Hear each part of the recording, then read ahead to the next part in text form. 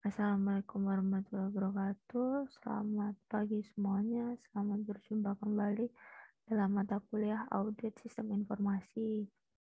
Pada pertemuan kali ini kita akan membahas di pertemuan 13 ini terkait dengan topik Audit SI menggunakan framework COBIT 5.0.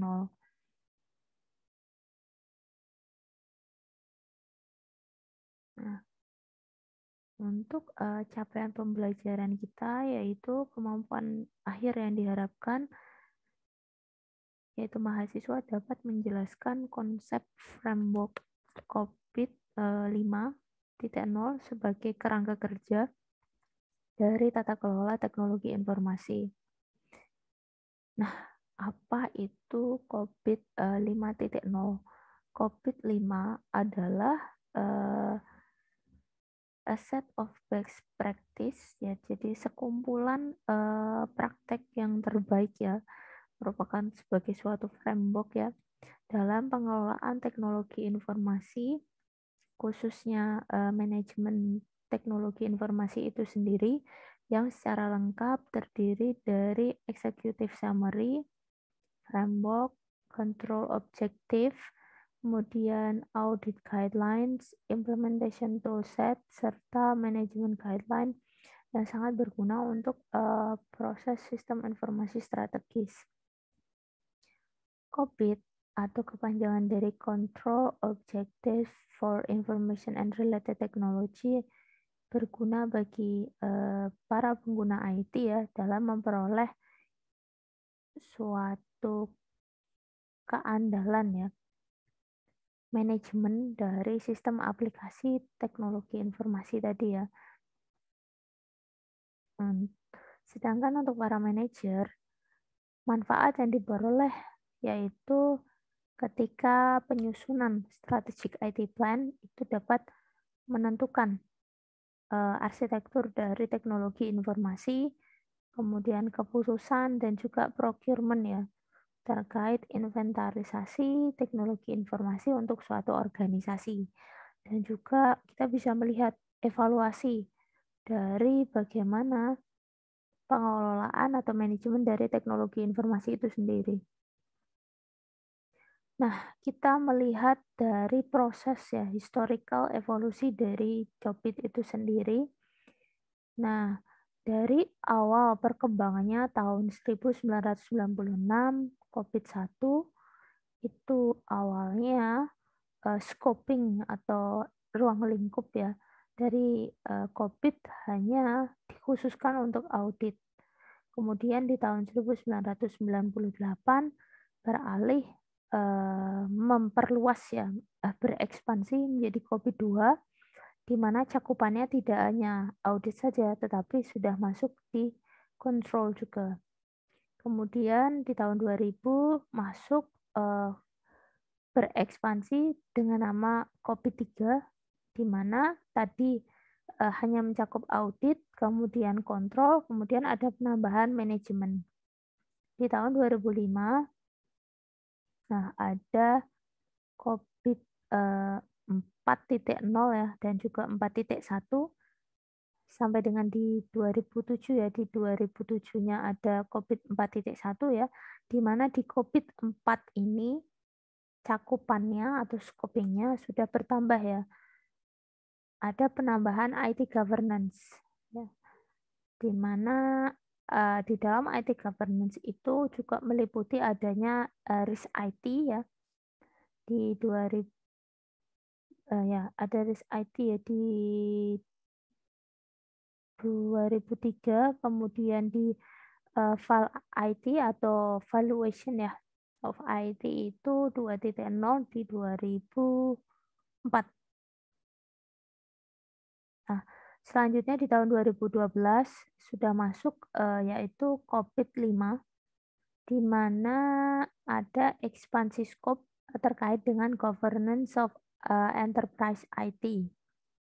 Dan di 2018 telah dikembangkan COBIT 2019.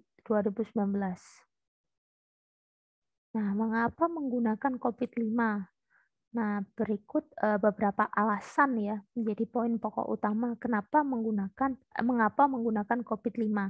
Yang pertama yaitu menyediakan kerangka tata kelola dan juga manajemen yang diperbaharui dan sesuai untuk informasi enterprise dan teknologi terkait ya. Karena di dalam COVID ada juga pengelolaan tata kelola serta manajemen ya, governance, IT governance ya yang sesuai ya dengan kondisi ya teknologi informasi, sistem dan teknologi informasi di dalam suatu enterprise. Kemudian yang kedua yaitu mengintegrasikan seluruh kerangka dan panduan utama ISAKA serta selaras dengan kerangka dan standar utama lainnya ya, yang menjadi sumber ya, referensi sebagai kerangka atau framework atau guidance ya, itu kita mengacu pada ISAKA ya. ISAKA itu adalah satu lembaga organisasi non-profit ya. Ya, organisasi lembaga seperti yang memang ini ya, mengelola terkait dengan ini ya, manajemen risiko dan juga pengelolaan ya, manajemen tata kelola teknologi sistem dan teknologi informasi.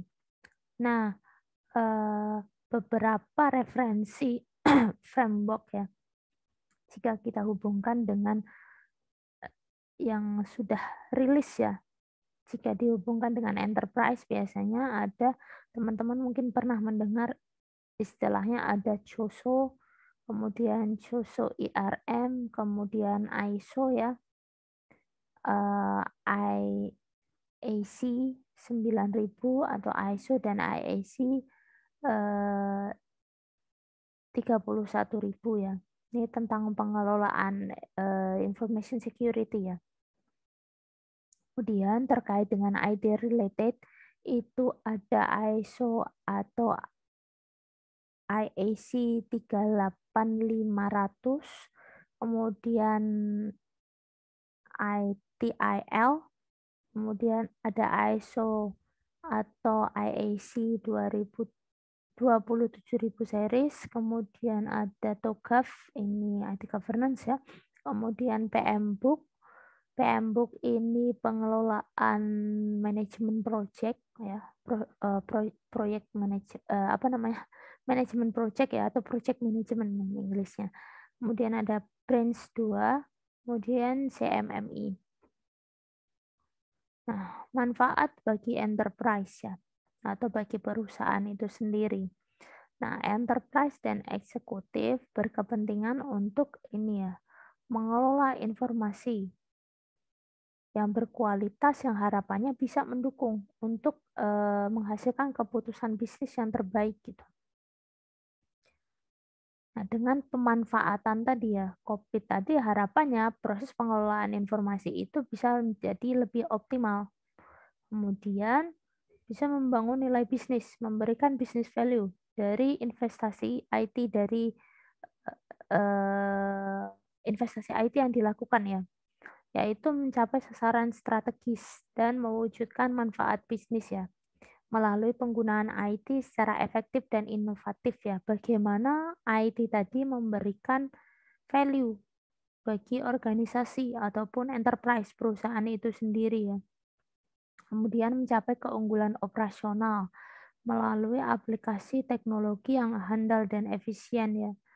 Nah, dengan adanya tadi ya COVID ini harapannya juga bisa melakukan evaluasi terkait dengan operasional dari aplikasi teknologi itu sendiri untuk melihat sejauh mana keandalan dan juga efisiensinya gitu.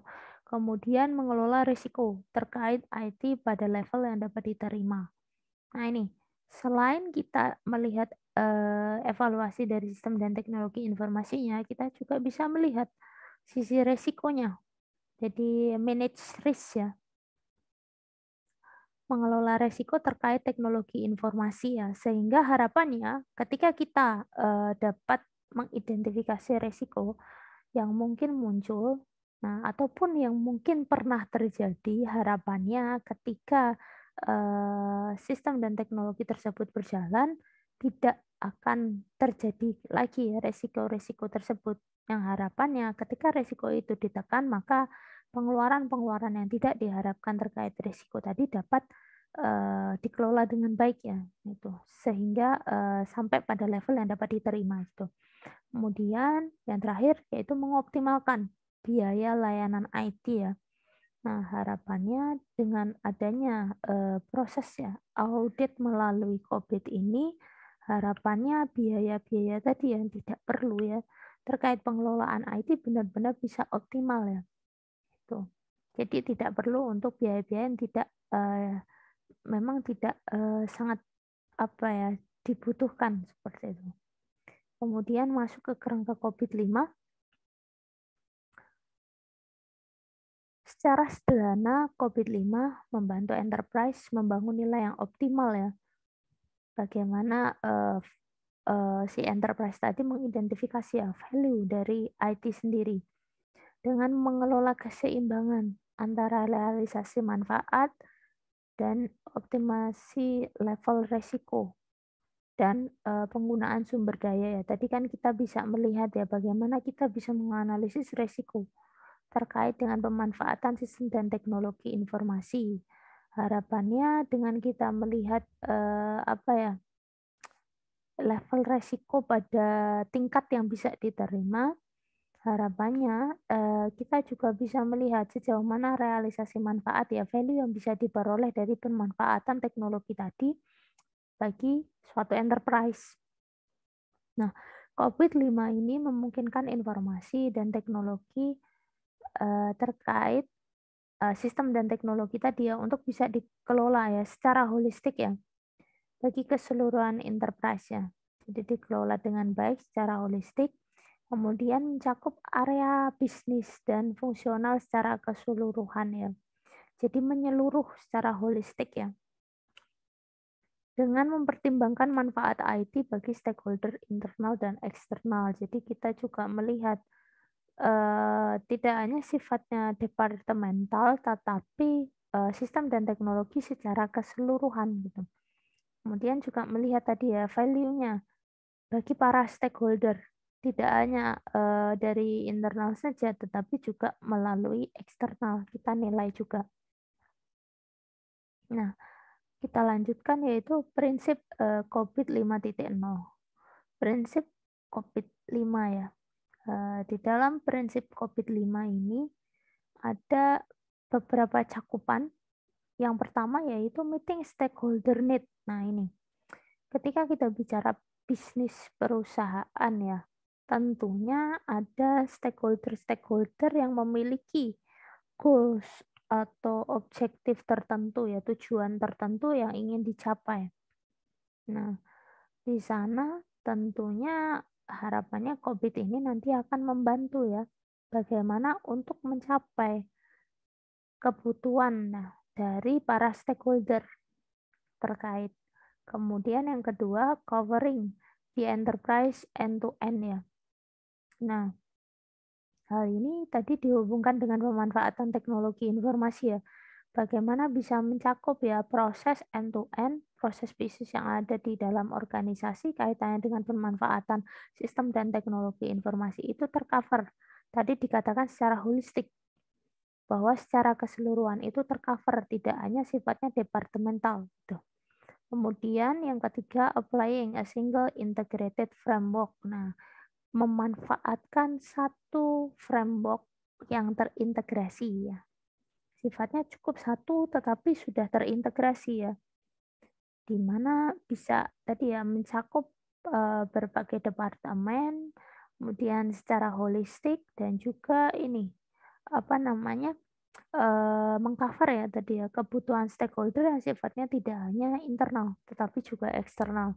Selanjutnya yang keempat, enabling a holistic approach. Nah ini tadi ya ada korelasi dari beberapa prinsip sebelumnya di mana memberikan suatu pendekatan holistik atau menyeluruh ya. Jadi apa namanya secara terintegrasi tadi ya mensupport ya prinsip secara terintegrasi tadi. Kemudian yang kelima, separating governance from management. Nah di sini Ketika kita menggunakan COVID 5, ada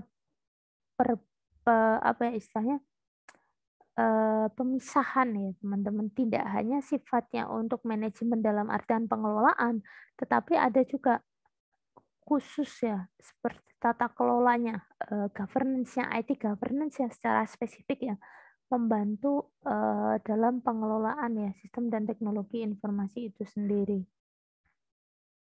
Nah, ini ya dalam versi bahasa Indonesia, ini yang versi Inggrisnya. Hampir sama ya. Yang pertama memenuhi kebutuhan stakeholder, yang kedua mencakup enterprise end-to-end, yang ketiga menerapkan ini ya framework terintegrasi, kemudian yang keempat memungkinkan pendekatan holistik, dan yang kelima memisahkan tata kelola dengan manajemen, tadi yang IT governance. Selanjutnya di sini COVID-5. Nah, ini kita coba melihat ya berdasarkan masing-masing prinsip ya yang di-cover tadi, tetapi secara lebih rinci. Kita mulai dari yang pertama, yaitu meeting stakeholder needs. Bagaimana kita berusaha memenuhi dengan adanya COVID tadi, memenuhi kebutuhan dari stakeholder. COVID-5 ya. COVID-5 di sini sifatnya sebagai metodologi yang terbuka, mengcover terkait kebutuhan enterprise ya, kebutuhan para stakeholder khususnya ya, yang bisa berbeda-beda dalam penerapan tata kelola teknologi informasi. Yang pertama, misalkan baru membeli software yang mengintegrasikan seluruh proses bisnis atau ERP ya. Misalkan ada pengadaan baru sistem enterprise ya, enterprise resource planning yang terintegrasi untuk seluruh proses bisnis. Nah, dengan adanya COVID ini nanti akan dibantu ya bagaimana proses tata kelolanya. Kemudian ingin meningkatkan transparansi di dalam perusahaan. Nah, di sini juga nanti akan dengan adanya pemanfaatan framework COVID, harapannya transparansi ya, terutama dengan pemanfaatan tadi teknologi sistem dan teknologi informasi tadi lebih transparan gitu. Kemudian baru mengakuisisi merger dan dengan perusahaan lain. Kemudian ingin meningkatkan efisiensi perusahaan. Nah, tadi ya dengan adanya transparansi tadi harapannya fokus utama efisiensi ini bisa dicapai. Kemudian agar pengendalian perusahaan menjadi lebih baik. Nah ini, dengan adanya pemanfaatan framework COVID, harapannya kontrol dari sistem dan teknologi informasi yang berjalan di organisasi itu jauh lebih baik ya, pengendalian ataupun kontrol yang dilakukan. Jadi tidak hanya sebatas menjalankan saja, tetapi ada proses kontrol. Bagaimana pengelolaan sistem itu yang berjalan. Nah, apakah dinilai memberikan value, apakah di sana ada masalah dan sebagainya gitu. Kemudian yang kedua, covering the enterprise end-to-end. Jadi di sini mencakup ya enterprise secara keseluruhan, end-to-end ya sifatnya. Jadi hulu ke hilir. Jadi tidak hanya pada ini ya, kalau kita katakan tadi ya mencakup stakeholder ya para stakeholder yang terlibat ya, keseluruhan yang terlibat di dalam kaitannya keseluruhan proses bisnis di dalam organisasi atau enterprise. Nah, IT governance tidak dapat dipenuhi jika tidak ada perhatian dari seluruh entitas perusahaan. Nah, keseluruhan ya, entitas yang terlibat di dalam perusahaan juga ini turut andil di dalam pencapaian ya, pengelolaan tata kelola dari IT itu sendiri atau IT governance ya. Implementasi IT governance ini harus melibatkan seluruh komponen perusahaan ya, dari mungkin di pimpinan tertinggi, katakanlah pemilik saham, kemudian dilanjutkan ya downward ke komisaris, kemudian pimpinan direksi, Selanjutnya ada senior manager, kemudian manager, kemudian turun ke supervisor, dan selanjutnya sampai di level staff. Jadi masing-masing entitas, masing-masing komponen di dalam perusahaan itu saling ini ya terhubung. Masing-masing memiliki peran ya di dalam tata kelola IT governance tadi itu sendiri sehingga dapat berjalan dengan baik. Kemudian jika masih ya dalam lingkup dengan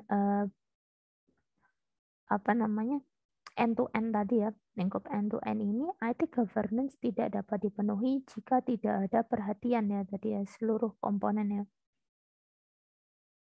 Nah, masing-masing itu harus saling support, teman-teman. Hampir sama tadi, kemudian kita lanjutkan.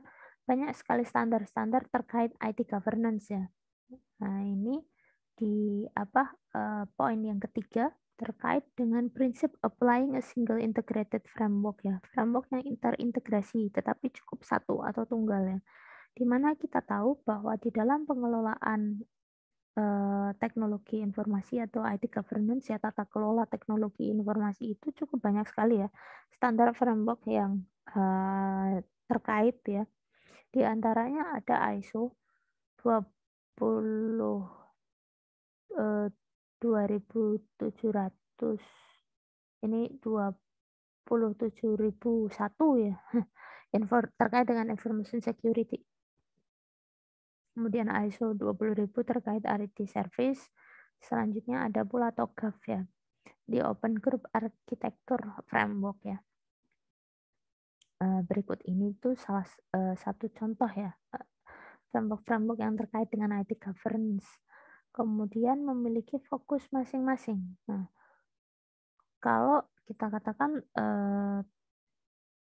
framework-framework tadi punya fokus masing-masing ya teman-teman.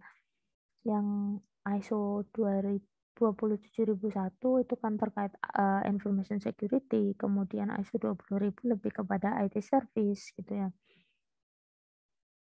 Jadi secara fokusnya itu spesifik masing-masing. Kemudian di dalam COVID sendiri setidaknya ada 9 framework yang memang diintegrasikan ya, diistilahkan kalau secara bahasa Indonesia dilebur menjadi satu ya. Jadi diistilahkan single integrated framework ya. Jadi satu framework terintegrasi cukup melalui COVID saja gitu.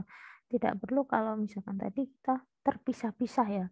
Kalau di information security ada ISO sendiri, kemudian ada IT service kita menggunakan ISO 20.000 katakanlah seperti itu. Jadi lebih terintegrasi. Nah, selanjutnya di prinsip yang keempat yaitu enabling a holistic approach. Nah, jadi di sini memungkinkan suatu pendekatan holistik menyeluruh, mensupport tadi ya, kata terintegrasi tadi ya, di mana IT governance berada dalam teritori organisasi. Nah, organisasi memiliki banyak komponen, yaitu SDM-nya, kemudian peraturan, proses, struktur organisasi, dan berbagai kebijakan ya, yang tentunya masing-masing komponen ini cukup kompleks ya. Nah, bagaimana caranya supaya komponen yang kompleks ini bisa saling berinteraksi? Nah, harapannya kan setiap komponen itu berinteraksi. Nah, ini sebagai suatu pendekatan holistik lah dikenalkan ya COVID itu tadi ya. Nah, IT governance tidak dapat berjalan dengan baik jika kita tidak melihat semuanya secara komprehensif atau utuh ya. Jadi dengan adanya COVID tadi kita melihat tata kelola IT ini secara holistik atau menyeluruh, tidak per departemental katakanlah di sini. Ada SDM sendiri, kemudian nanti dengan berbagai aturan dan prosedur kebijakan terkaitnya. Bukan seperti itu, tetapi kita melihatnya sebagai satu keseluruhan enterprise. Kemudian COVID menyelaraskan bisnis dengan IT. menggunakan metodologi yang utuh dan sistematis ya. Jadi di sini bagaimana ya COVID melakukan alignment antara bisnis dan IT ya dengan satu metodologi ya. Jadi tidak hanya sifatnya oke, proses bisnisnya seperti ini berjalan sendiri. Nah, dengan dukungan IT yang mungkin secara apa ya terpisah ya. Nah, ataupun hanya sebagai supporting factor. Nah, di sini sifatnya bagaimana kita mengintegrasikan keduanya supaya bisa lebih optimal gitu. Kemudian yang kelima, prinsip yang kelima yaitu separating governance from management ya. Bagaimana pemisahan terkait dengan governance itu tata kelola dengan manajemen itu sendiri. Nah, perlu memastikan antara governance dan manajemen. Governance atau tata kelola di sini lebih merujuk kepada bagaimana memastikan bahwa manfaat IT, teknologi informasi yang diterapkan itu lebih besar daripada biaya atau cost ya. Nah, ini ya. Kita memastikan value, manfaat benefit yang diperoleh dari IT itu sendiri ya. Nah, dari cost yang mungkin sudah diinvestasikan. Kemudian memastikan bahwa IT benar-benar memberikan value bagi organisasi yang menerapkannya. Kita melihat ya sejauh mana value yang diberikan ya dari pemanfaatan sistem dan teknologi informasi ya untuk organisasi. Kemudian menggunakan instrumen evaluasi direct monitor ya. Dengan adanya tata kelola tadi memberikan suatu instrumen bagaimana pengelolaan sistem dan teknologi informasi tadi kita coba evaluasi dan coba kita monitor ya, supervise bagaimana kondisinya. Apakah benar tadi ya memberikan benefit, memberikan value bagi organisasi dengan adanya investasi IT yang mungkin nilainya tidak sedikit ya. Kemudian masuk ke manajemen. Nah, manajemen di sini lebih merujuk kepada melakukan secara nyata ya, mulai dari kaitannya diawali dari perencanaan, kemudian penerapan, pengawasan, dan penilaian. Nah, governance dan manajemen ini nanti akan saling melengkapi, tetapi menjadi komponen yang tidak dapat dipisahkan ya. Kalau misalkan tadi secara ini ya, terpisah bagaimana nanti kita akan kan memang sudah diatur secara ini ya,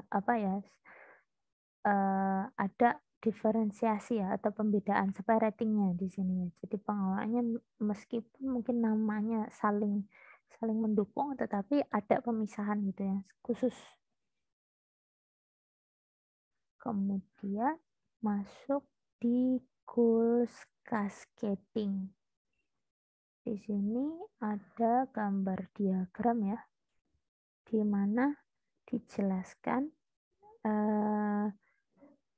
ada panah tertinggi ya di posisi level teratas itu stakeholders, drivers. Ini drivers ya dari sisi stakeholder ini ada environment, lingkungan ya, dan juga evolusi dari teknologi. Ini mempengaruhi ini kata influence mempengaruhi ini ya. Jadi kondisi lingkungan, selanjutnya evolusi dari teknologi informasi ya. Jadi perubahan teknologi informasi ini mempengaruhi stakeholder need atau kebutuhan dari stakeholder.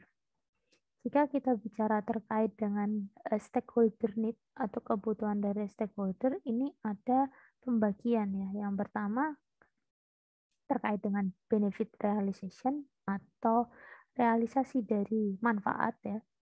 Kemudian ada risk optimization, yaitu optimalisasi resiko.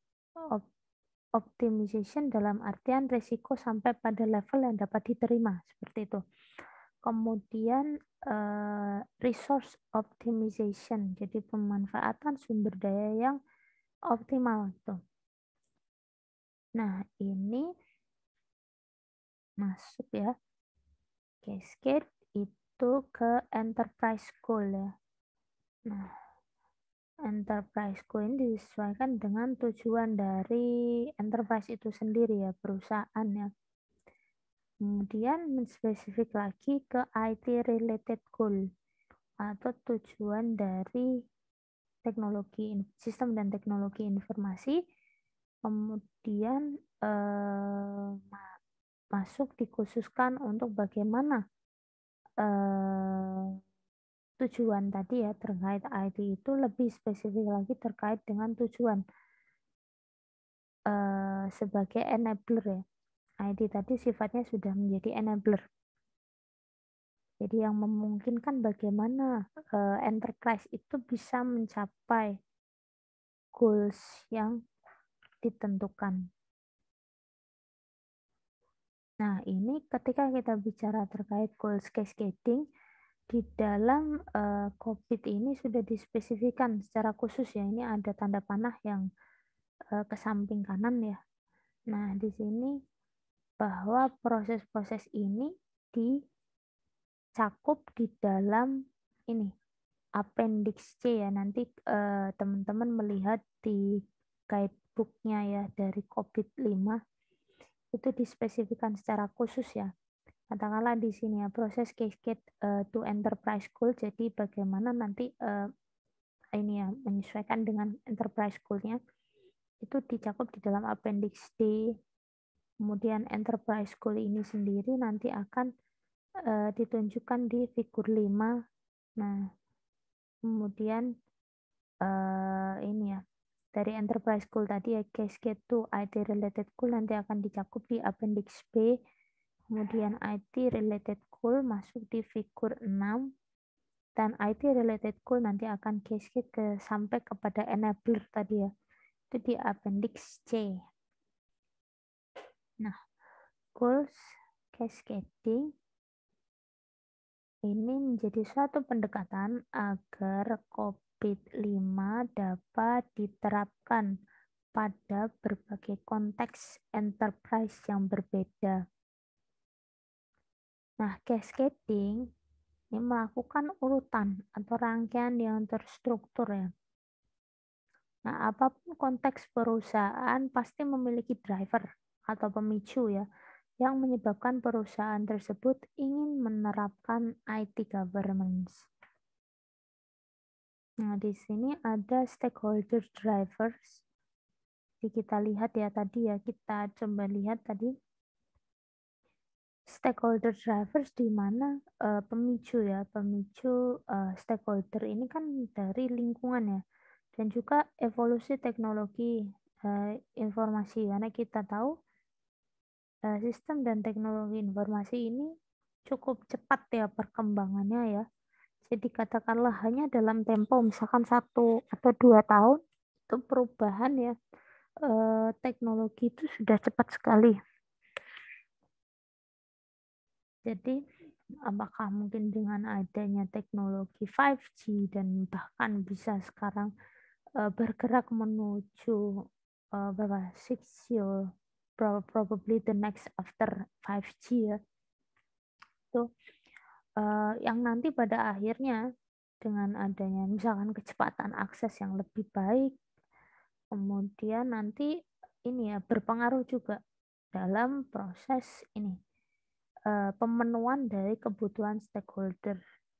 Dari tadi ya ada 3 komponen ya, realisasi manfaat atau benefit realization, optimalisasi risiko atau risk optimization, dan juga optimalisasi resource.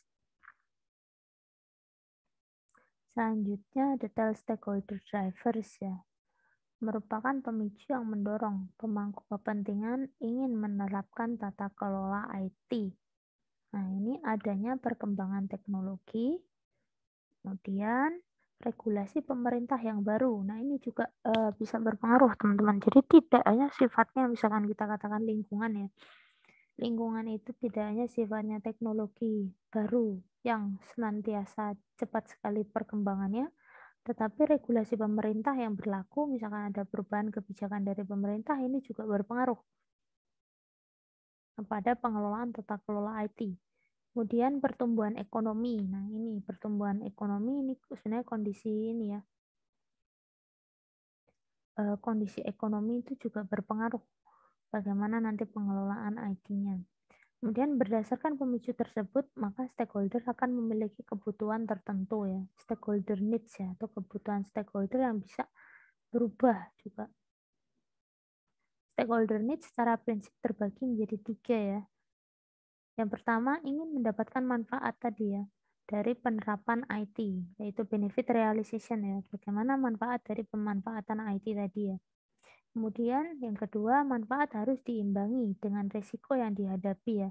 Konsep risk optimization ya. Jadi risiko itu harus pada sampai titik yang dapat diterima. Jadi jangan sampai risiko tadi berdampak parah atau berdampak signifikan bagi kinerja dari enterprise atau perusahaan itu sendiri.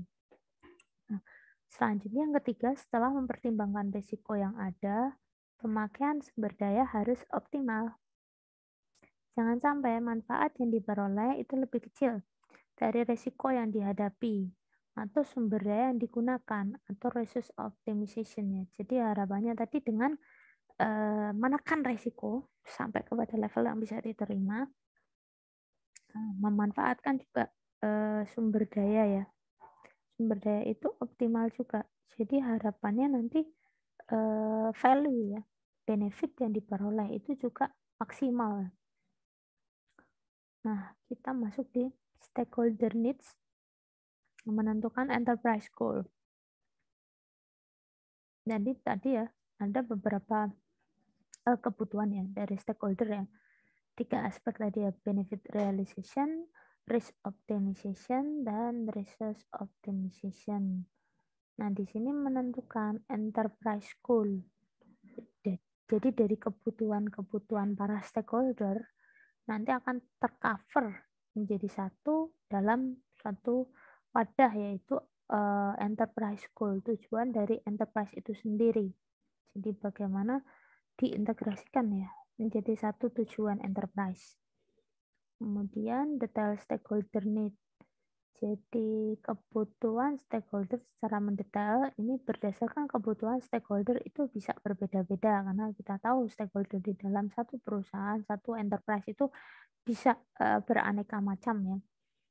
Nah, ini akan menentukan tujuan dari enterprise yang berbeda dengan enterprise yang lainnya ya. Jadi secara spesifik dengan berbagai keunikan ya, mungkin kebutuhan dari stakeholder nanti akan menentukan suatu tujuan khusus yang nanti bisa berbeda ya, menjadi keunikan tersendiri antar satu enterprise dengan enterprise lainnya ya. Nah, satu perusahaan dengan perusahaan lainnya. Bisa saja sama-sama perusahaan tour and travel, tapi tujuan perusahaan tersebut berbeda. Nah, ini salah satu contohnya ya. Kebetulan misalkan salah satu perusahaan bidang tour and travel ataupun di bidang yang lainnya, katakanlah di bidang finance misalkan, nah itu bisa juga sama-sama finance, tapi punya tujuan yang berbeda. Jadi tidak selalu ini ya teman-teman. Kebetulan katakanlah misalkan perusahaan bergerak di bidang apa namanya banking, katakanlah dari finance banking ya. Nah itu bisa juga mereka ternyata punya tujuan spesifik khusus yang berbeda ya, keunikan tersendiri gitu. Karena biasanya based on ini ya stakeholder needs. Kemudian kita lanjutkan ada tujuan perusahaan. Menentukan tujuan terkait IT. Nah, tadi kita bicara tujuan secara umum ya, dari hasil dari stakeholder need. Kemudian dari tujuan ini enterprise goal, kita hasilkan tujuan terintegrasi dari enterprise, kita merujuk kepada tujuan terkait dengan IT ya, yang secara khusus ya. Ini melibatkan pengelolaan ini ya, sistem dan teknologi informasi ya, yang kemudian nanti juga merujuk terkait dengan enabler goal. Dengan adanya IT, bagaimana IT tadi bisa sebagai enabler ya dalam pencapaian tujuan ya. Nah, detail enterprise goal. Nah, enterprise goal akan menentukan IT related goal ya. Jadi ketika tadi si perusahaan, si enterprise telah memiliki tujuan khusus atau spesifik yang unik, nah tentunya nanti akan mempengaruhi juga tujuan terkait IT related goal.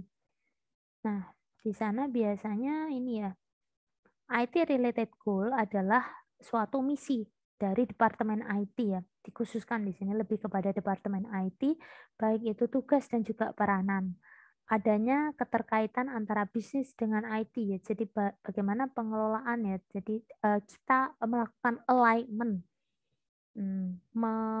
apa ya istilahnya, menyelaraskan ya antara bisnis dengan IT. IT related goals memicu enabler goals ya. Jadi tadi ya sifatnya bagaimana kita mengkerucutkan ya tujuan enterprise yang secara spesifik tadi kita sesuaikan ya dengan tujuan IT ya.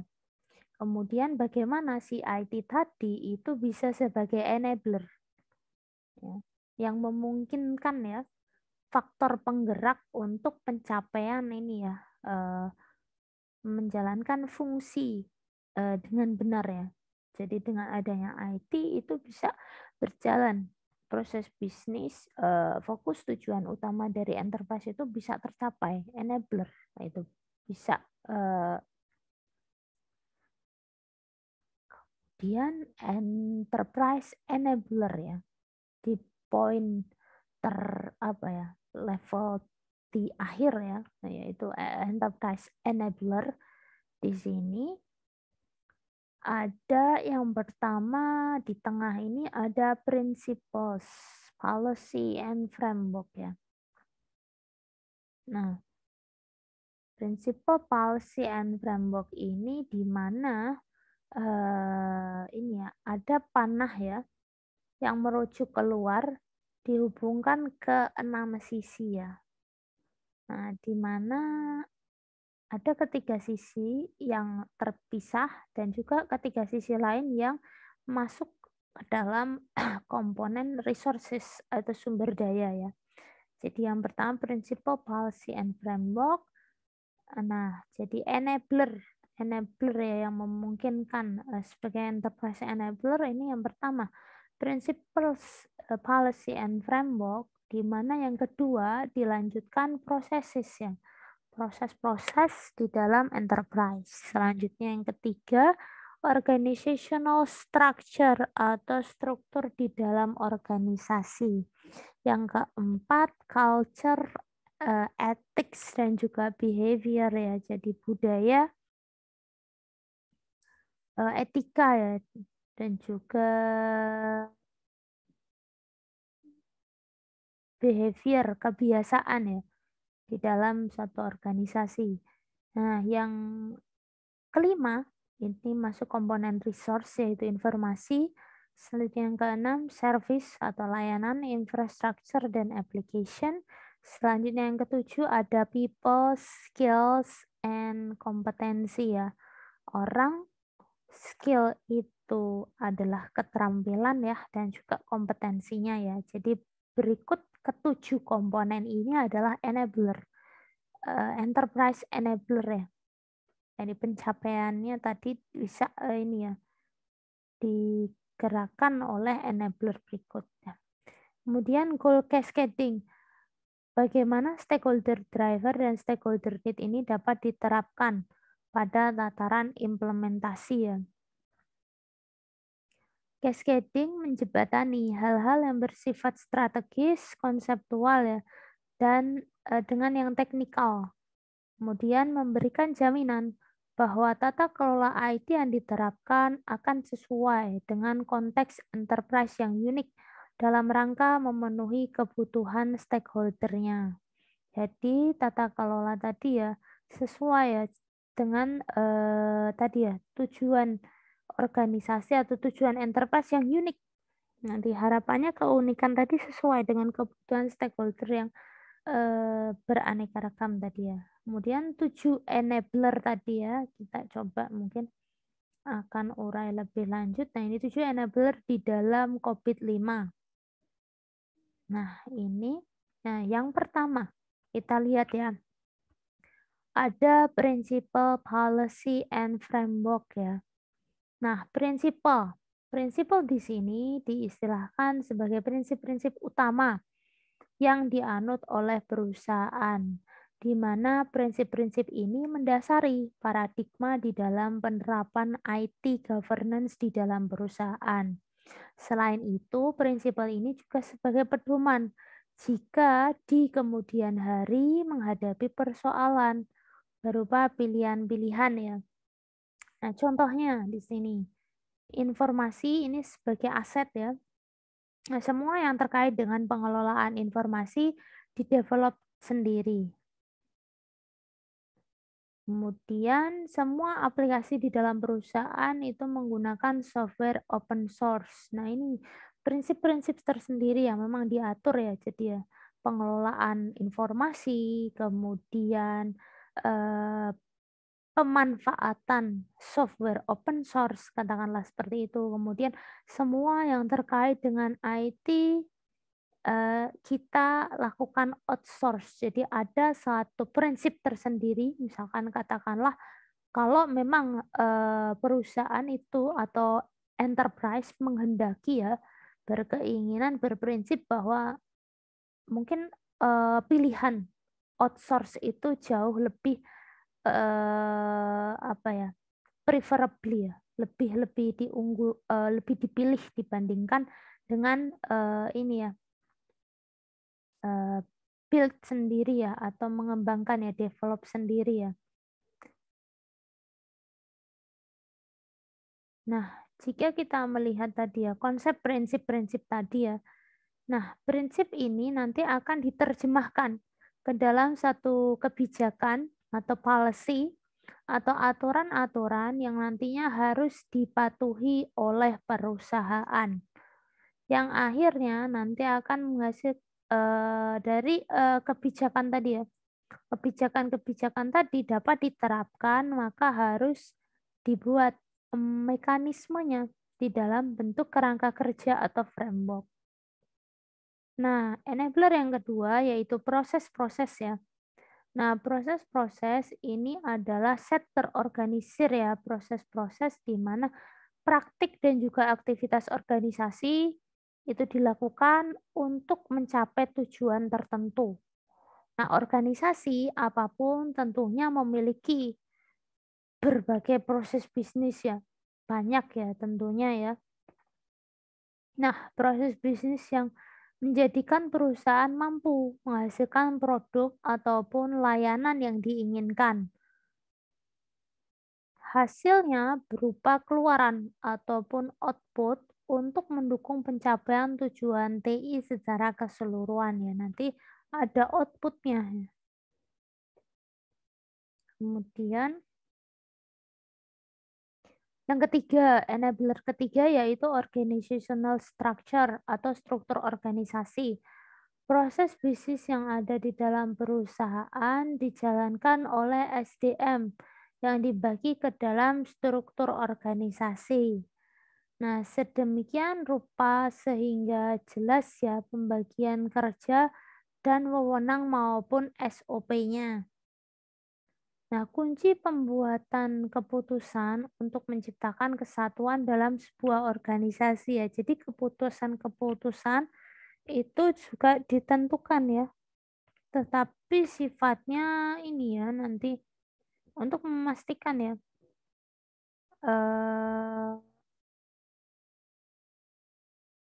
bagaimana ya strukturisasi di dalam organisasi itu jelas ya. Kaitannya ini ya pembagian kerja ya. Jadi job desk-nya itu jelas ya. Kemudian yang keempat ada culture, ethic, and behavior ya. Jadi ada budaya, etik, dan juga kebiasaan behavior ya.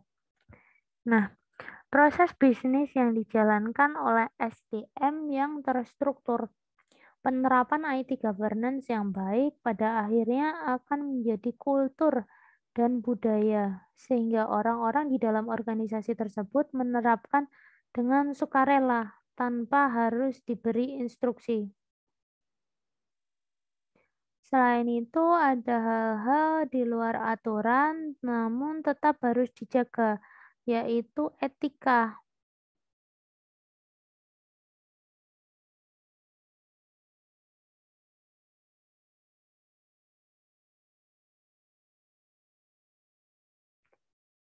Nah, selanjutnya ada pula kultur dan etika yang berjalan yang akan menjadi perilaku ya yang terinternalisasi di dalam kegiatan SDM di perusahaan tersebut.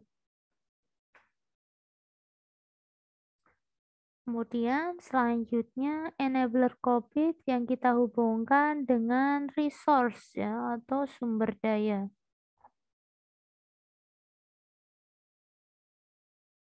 Ini yang pertama, ini yang kelima ya tadi ya. Nah, kalau kaitannya resource ada 3 ya. Nah, ini komponen selanjutnya yang kelima ada information. Informasi. Ya. Informasi ini merupakan suatu aset terpenting di dalam perusahaan yang harus dijaga, dirawat, dan dikelola dengan baik. Yang keenam ada services, infrastructure, dan application ya. Nah, termasuk di dalamnya yaitu domain hardware, software, dan juga infrastruktur atau infrastruktur. Semua proses yang berlangsung, informasi yang ada, SDM, dan sebagainya dikelola menggunakan ini ya, software dan juga hardware dan juga infrastruktur yang harus dikelola dan dirawat dengan baik. Kemudian enabler yang ketujuh yaitu people, skills, and kompetensi ya. Orang, keterampilan, dan juga kompetensi. Orang yang menentukan berhasil tidaknya tata kelola ya, IT governance tadi ya. Seperti apa? Nah, memiliki kompetensi, seperti apa dikatakan menentukan berhasil atau tidaknya. Jadi ya, mereka-mereka yang memiliki kompetensi dan keahlian yang sesuai dengan tugas dan bidangnya masing-masing di dalam organisasi akan menjadi kunci di dalam penerapan tata kelola ya atau IT governance. Nah, ini kita masuk di tadi ya 7 enabler COVID tadi ya. Kita coba spesifikkan ya, kita bagi ya di dalam ini ya 3 komponen di mana apa namanya enabler yang kedua, proses. Yang ketiga, organization structure. Yang keempat, culture, ethic, and behavior. Ini masuk di dalam sifatnya organisasional ya. Kemudian principle, policy, and framework. Nah, di sini masuk di dalam pemicu ya, triggernya. Kemudian di bagian resource ya, kita ada information, services, infrastructure, and application, people, skills, and competencies. Nah, anatomi umum enabler COVID, di sini kita lihat ya, ada enabler dimension dan juga enabler performance management. Di enabler performance management di sini ada ini ya, tingkatan yang dasar yaitu di mana metrics for achievement of goals dan juga metrics for application of practices. Di mana ketika metrics for achievement of goals di sini nanti akan ini ya dihubungkan dengan our stakeholders need addressed and our enabler goal achieved. Jadi ada pertanyaan-pertanyaan untuk memastikan apakah kebutuhan dari para stakeholder ini benar-benar bisa terjawab. Nah, di sini akan merujuk kepada enabler dimension di mana stakeholder ini kita lihat secara spesifik. Tadi ya, ada stakeholder yang internal dan juga ada external stakeholder. Kemudian kita bergeser di sampingnya ya, are enablers are enabler goals achieved? Jadi tujuan enabler tadi ya, dengan enabler tadi itu bisa tercapai, kita melihat juga tujuannya. Nah, tujuannya ada intrinsic quality, contextual quality, ini relevansi ya, dan juga effectiveness. Selain itu ada accessibility dan security. Nah, ketika kita bergeser di sampingnya lagi ya, ada metrics for application of practices. Nah, ini lead indikator, kalau tadi lag indikator ya. Nah, kita melihat pada dua pertanyaan ya. Is life cycle managed? Nah, apakah siklus hidup ya ini dikelola? Jika kita merujuk pada siklus hidup, nah ini kita melihat siklus dari perencanaan plan, design, build, acquire, create, implement, kemudian use, operate, evaluate, monitor, update, and dispose. Update or dispose ya. Nah, selanjutnya are good practices applied. Nah, ini kita coba menjawab apakah praktek-praktek yang baik itu diterapkan ya. Good practice di sini yang dimaksud adalah praktek itu sendiri ya, dan juga ada input dan juga output ya, work product ya. Nah, selanjutnya stakeholder and goal. Nah, stakeholder and goal di sini kita rinci ya, tadi ya. Stakeholder adalah setiap mereka itu kan ada yang internal, ada eksternal ya. Nah, ini pihak-pihak ya teman-teman, stakeholder ini adalah pihak-pihak ya, baik itu internal, baik itu eksternal. Nah, yang pada setiap proses itu pasti punya stakeholder tersendiri ya, di mana dari masing-masing stakeholder itu pasti ada peranan dan tanggung jawab yang melekat. Nah, selanjutnya untuk kita hubungkan dengan goals. Goals di sini tujuan proses didefinisikan sebagai sebuah pernyataan yang mendeskripsikan keinginan untuk mendapatkan hasil dari sebuah proses. Tujuan proses yaitu mendukung tujuan IT related yang kemudian mendukung tujuan organisasi. Nah, intrinsic quality. Apa proses ini mempunyai kualitas? Nah, akurat dan selaraskah ia dengan praktek yang baik, sesuai dengan peraturan eksternal dan internal? Kemudian kontekstual quality, apakah proses terkustomisasi dan beradaptasi dengan situasi spesifik organisasi? Apakah proses itu relevan dan dapat dimengerti dan mudah digunakan? Accessibility and security, proses menjadi rahasia saat dibutuhkan, diketahui, dan dapat diakses oleh pihak yang membutuhkan. Kemudian kita lanjutkan di life cycle and good practice ya. Di sini life cycle merujuk pada setiap proses itu memiliki siklus, di mana dilakukan ini ya pendefinisian, penciptaan, menjalankan ya, diawasi dan diperbaharui ya. Jadi dari perencanaan, desain dan selanjutnya sampai ini ya, akhirnya update ya dan atau dispose. Kemudian good practice ya. Praktis yang baik terkait COVID-5 ini enabling proses berisi modal referensi proses ya, di mana praktek terbaik dari proses internal dideskripsikan secara detail. Nah, kita masuk di dimensi proses COVID. Dimensi proses COVID, di sini kita bisa lihat ya, ada gambar diagramnya juga. Model referensi proses COVID membagi praktik dan aktivitas yang berhubungan dengan TI ke dalam dua area utama, yaitu tata kelola dan manajemen, lebih jauh lagi bagi beberapa domain proses. Nah, ini ada 3 domain tata kelola governance ya. 4 domain manajemen. Di governance ada 3, manajemennya ada 4.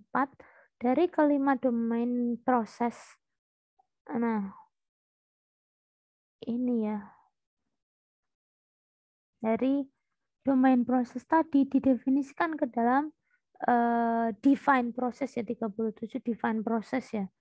Di sini untuk governance mencakup ada direct, evaluate, and monitor. Kalau manajemen ada dari plan ya, APO, kemudian build BAI, kemudian run DSS, kemudian monitor MEA. Nah, berikut ini adalah model referensi proses ya. Nah, ini tadi ya. Ini menggunakan bahasa Indonesia ya. Tata kelola, ini governance ya. Nah, ini ada pengarahan, evaluasi, dan pengawasan, kemudian manajemen dari perencanaan tadi ya, plan, pembangunan, pelaksanaan, dan juga pengawasan. Nah, 3 domain governance.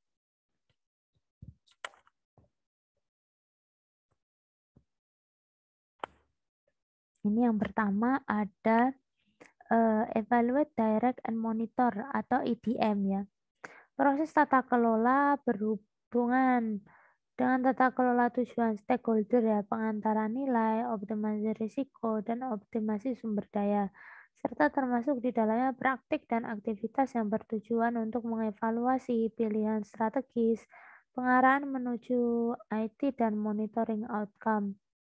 EDM define proses ya. EDM 01 ya, ensure governance framework setting and maintenance. EDM 02 ensure benefit delivery ya, keuntungan ya. EDM 03 ensure risk optimization. Kemudian ya EDM 04 yaitu ensure resource optimization. Yang kelima EDM 05 ensure stakeholder transparansi ya. Jadi ada define proses yang dicakup ya di dalam 5 ya sub EDM. Misalnya yang kedua ada align, plan, and organize APO. Nah, ini menyediakan panduan untuk solution delivery and service delivery, BAI, serta pendukung DSS. Nah, area ini melingkupi strategi dan taktik, serta mengidentifikasi cara terbaik di mana TI dapat berkontribusi di dalam pencapaian tujuan bisnis. Kemudian, realisasi dari visi strategis harus direncanakan dan dikomunikasikan dan dikelola pada perspektif yang berbeda. Kemudian pengelolaan organisasi dan infrastruktur teknologi dengan layak. Nah, subdomain APO, jadi tadi kalau tadi EDM, kita masuk ke APO, ini ada 13. Yang pertama, manage the IT management framework. Yang kedua, manage strategi. Yang EPO 3, manage enterprise architecture. Yang keempat, manage innovation. Yang kelima, manage portfolio. Yang keenam, manage budget and cost.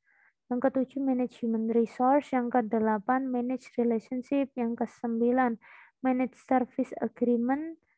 Yang ke-10, manage supplier. Yang ke-11, manage quality. Yang ke-12, manage risk. Yang ke-13, manage security. Kemudian kita masuk ke BAI, build, acquire, implement. Menyediakan solusi dan mengantarkan dalam sebuah layanan ya. Nah, untuk merealisasikan strategi TI dan solusi TI harus dapat diidentifikasi dan dikembangkan dan diperoleh, serta diimplementasi dan diintegrasikan ke dalam proses bisnis. Domain ini melingkupi perubahan di dalam proses maintenance sistem yang ada untuk menjamin bahwa solusi IT terus memenuhi tujuan bisnis. Nah, subdomain di dalam BAI ya.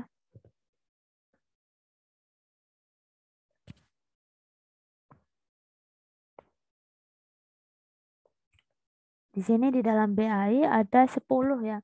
Define proses yang pertama BAI 1 manage programmers and project, BAI 2 manage requirement and definition, BAI 3 manage solution identification and build, BAI 4 manage availability and capacity, BAI 5 manage organization change and enablement.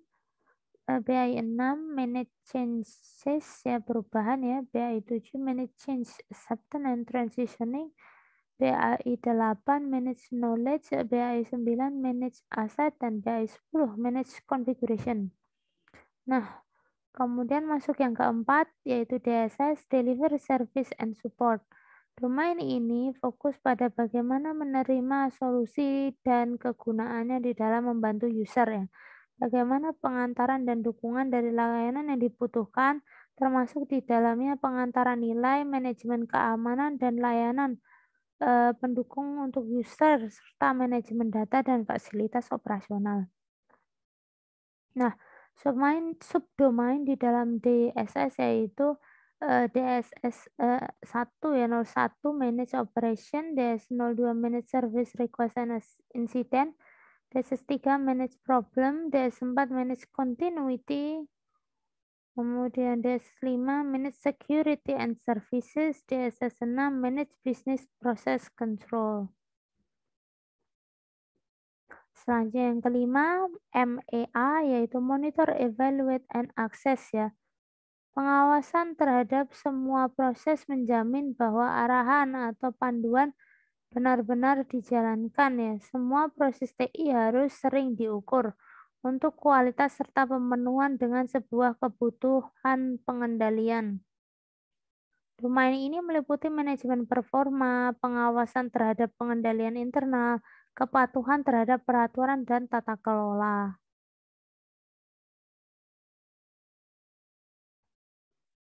Kemudian subdomain dari MEA, MEA define process, ini ada MEA 01 yaitu monitor, evaluate, and access performance and conformance.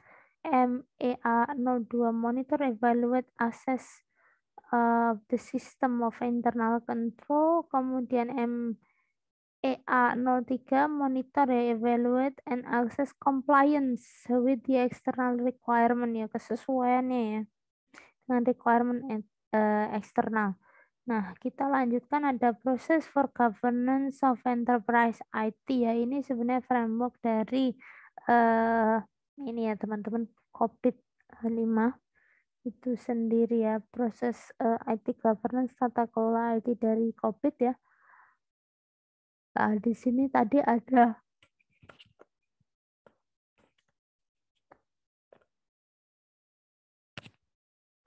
ini ya.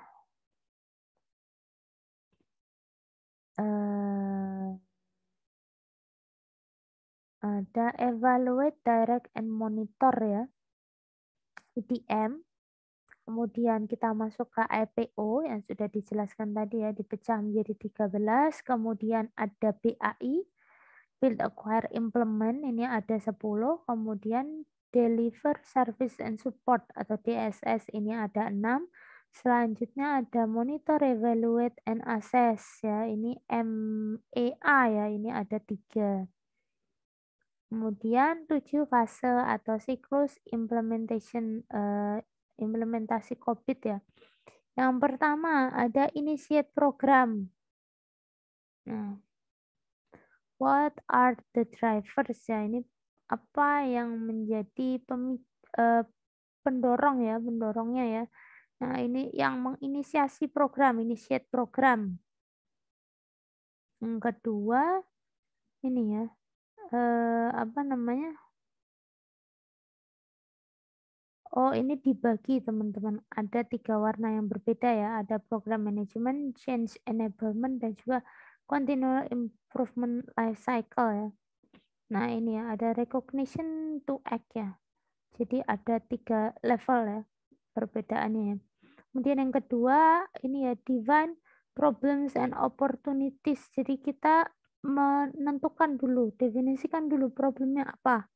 Kemudian peluangnya apa. Di mana nanti akan membantu ya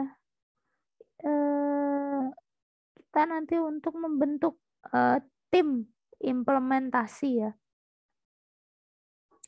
Kemudian assess the current ya. current state ya, jadi kondisi saat ini seperti apa.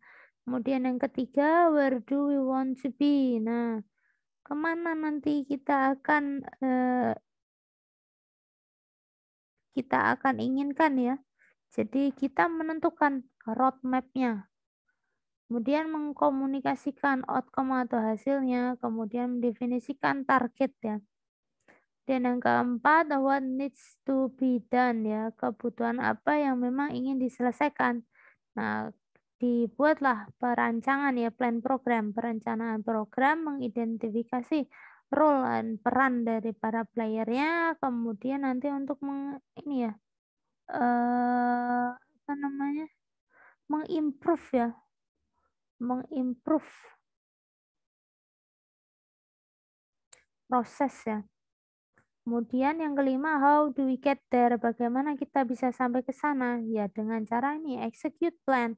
Kita mengeksekusi perencanaan, operate and use ya, kita beroperasi ya. Kemudian ini implement atau improvement ya di sini. Kemudian did we get there itu, kita menentukan benefit yang terrealisasi, yang bisa direalisasikan. Enabled ini ya, new approach, embed ya, dilekatkan dengan suatu pendekatan ya, pendekatan baru ya. Kemudian yang ketujuh, how do we keep the momentum going ya, bagaimana kita menjaga ya agar momentum itu tetap bisa berjalan gitu ya. Kita review effectiveness-nya supaya untuk bisa sustain ya, berjalan berkelanjutan ya. Kemudian dilakukan monitoring. Tuh. Nah, selanjutnya ada tingkatan capability. Di sini teman-teman bisa melihat ya model kapabilitas proses. Nah, di sini ada generic process capability. Nah, di dalam COVID ya, proses assessment model ini ada capability indicator ya, generic practice, resources, dan work product, di mana hasil tersebut merupakan ini ya, hasil ya dari ini ya, proses yang dijalankan. Yang pertama ini ya, performance attribute, kemudian performance management, work product, process definition, process development, proses measurement, proses control, proses innovation, and proses optimization. Nah, untuk menghasilkan ini ya proses assessment ya, nanti ada generic practice, generic resource, dan juga generic work procedure. Kemudian yang dari ketiga komponen ini nanti menghasilkan ini ya, COVID Process Assessment Model, Performance Indicator, nah proses outcome, best practice, dan juga work product ya, input atau output. Nah, demikian materi pembelajaran, video pembelajaran untuk pertemuan ke-13 ya, terkait dengan audit sistem informasi menggunakan pengenalan COVID 5.0 ya. Semoga pengetahuan ini bermanfaat bagi rekan-rekan mahasiswa semuanya. Saya pribadi mohon maaf apabila dalam penyampaian terdapat kekurangan. Saya cukupkan. Wabillahi taufiq wa hidayah. Wassalamualaikum warahmatullahi wabarakatuh. Terima kasih.